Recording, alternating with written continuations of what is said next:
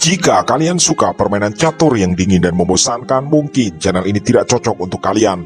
Selamat datang kembali sahabat-sahabat penggemar catur di channel Wong Catur, channel khusus partai catur brutal yang penuh kejutan dan pengorbanan perwira secara spektakuler. Semoga sahabat-sahabat semua sehat selalu. Kali ini kami menemukan sebuah partai luar biasa dari abad 19 lagi, yang sering disebut-sebut sebagai romantic era atau era romantisme, di mana banyak sekali partai-partai catur yang begitu memikat mata dan pikiran. Tepatnya pada tahun 1893 antara sesama pecatur papan atas Eropa Timur, Redzio Czarosek melawan Jakub Wallner. Partai ini berlangsung di Kasa atau Košice, sebuah kota di bagian timur wilayah yang kini menjadi negara Slovakia. Kita akan melihat sesuatu yang luar biasa dalam permainan ini, yaitu rangkaian pengorbanan spektakuler yang urutannya begitu sulit ditebak.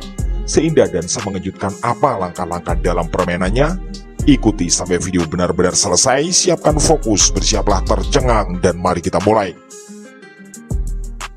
Sebelum kita mulai, silakan sahabat-sahabat yang belum subscribe untuk menekan tombol subscribe dan mengaktifkan notifikasi, agar mendapat pemberitahuan pada setiap video baru kami.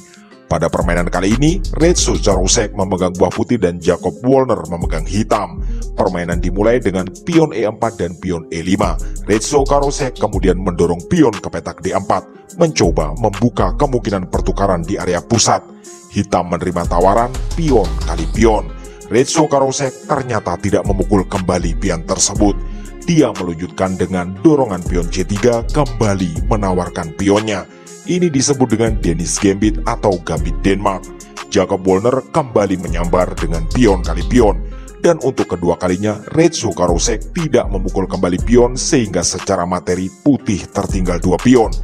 Dia lebih memilih menyerang dengan meluncurkan gajah petak terang ke C4. Tentu saja gajah ini sedang mengarah ke pion penting F7 milik Jakub Wallner. Hitam memberi jawaban pengembangan kuda sayap raja ke petak F6 sambil memberi tekanan pada pion pusat E4. Putih juga mengembangkan kudanya ke petak F3. Hitam juga mengirim gajahnya ke petak C5 dan juga menyorot pion hitam di F2. Barulah kali ini Redzio Czarosek memukul pion F3 dengan menggunakan kuda. Hitam menjawab pion D6 untuk memberi jalan pengembangan bagi gajah petak terang miliknya. Redzio Czarosek melakukan rokade sayap raja di langkah ke-7 ini, dan Jakub Wallner pun melakukan hal yang sama, yaitu rokade sayap raja. Kuda putih melompat ke G5 sambil memberi penjagaan terhadap pion E4. Hitam mencoba mengusir kuda tersebut dengan dorongan pion H6. Redzio Czarosek melompatkan kudanya memukul pion F7. Ini artinya kuda dan gajah miliknya siap ditukar dengan pion dan benteng. Jakub Wallner memberi jawaban terbaik, yaitu benteng kali kuda. Ternyata Redzio Czarosek tidak memukul benteng, melainkan mendorong pion ke E5 menyerang kuda. Kuda hitam lompat ke petak G4 menambah tekanan pada 2 pion sekaligus, yaitu E5 dan F2. Redzio Czarosek mengambil langkah terbaik, yaitu terus mendorong pionnya ke E6, kali ini menyerang benteng. Jakub Wallner ternyata memberi jawaban sangat agresif, bukan berusaha menyelamatkan benteng, tetapi mengirim menterinya ke petak H4, tentu saja dengan menebar ancaman skakmat di pion H2.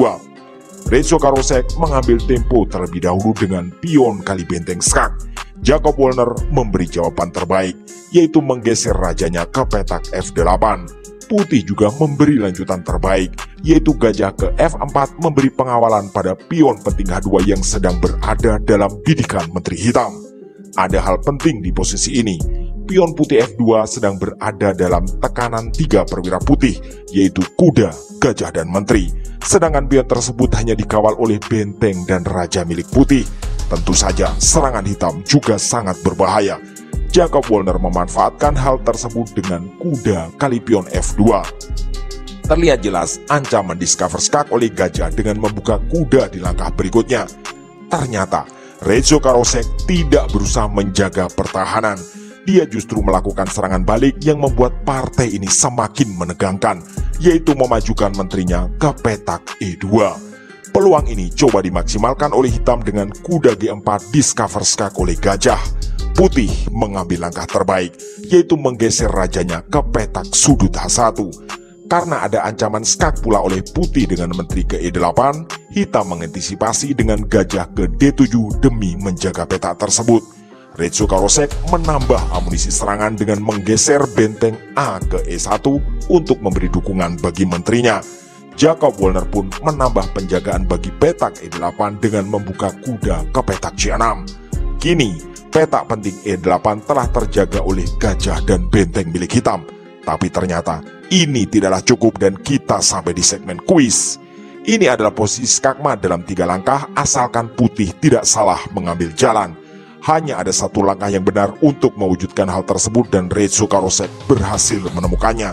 Semua pilihan langkah yang lain akan menggerus keunggulan Putih, bahkan bisa membuat Hitam berbalik unggul. Karena pertahanan Putih pun terlihat berada dalam bahaya. Apa langkah yang akan diambil oleh Retso Karosek? Seperti biasa, kami memberi tambahan waktu beberapa detik untuk sahabat-sahabat semua menebak langkah tersebut serta membayangkan lanjutannya. Atau pause video ini sejenak jika memang dirasa perlu.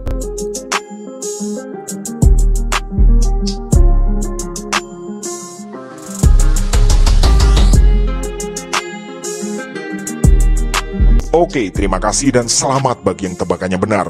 Langkah tersebut adalah pengorbanan menteri ke petak E8 skak.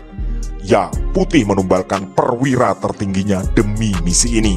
Hanya ada 2 pilihan bagi Hitam yang keduanya bernilai sama, yaitu memukul menteri dengan gajah atau benteng. Di partai aslinya, Jacob Wolner memilih memukul menteri dengan menggunakan benteng. Di posisi ini, kesalahan langkah akan membuat Hitam yang akan menang. Bisakah sahabat-sahabat menemukan lanjutannya? Ya, benar. Putih melangkah pion kali benteng, promosi menteri, dan skak. Dan ini artinya, secara teknis Retso Karosek melakukan pengorbanan menteri untuk kedua kalinya. Tak ada pilihan bagi Hitam selain memukul menteri tersebut dengan menggunakan gajah. Dan Retso Karosek meluncurkan langkah pamungkas yaitu gajah kali pion di 6 skakmat. Sungguh sebuah endgame yang luar biasa. Dalam posisi saling serang dan kesalahan sedikit saja, kemenangan akan berpindah ke pihak Hitam. Sebuah gambaran tepat tentang era romantisme abad 19 yang dipenuhi ketegangan sepanjang laga. Jika sahabat-sahabat ingin diskusi tentang kemungkinan langkah tertentu, kami mohon untuk menyertakan pula angka menit dan detik, agar kami tidak gagal paham serta bisa berusaha menjawab dengan baik. Demikianlah video singkat kali ini. Semoga sahabat-sahabat semua puas dengan permainan yang luar biasa indah. Dan semoga pula bisa menjadi inspirasi dan referensi bagi kita semua. Kami atas nama segenap kru channel Wong Catur memohon dukungan like, komen, share, subscribe, dan doa agar channel ini selalu belajar dan makin berkembang. Terima kasih telah menyimak. Mohon maaf atas kesalahan kata dan sampai jumpa di video catur berikutnya.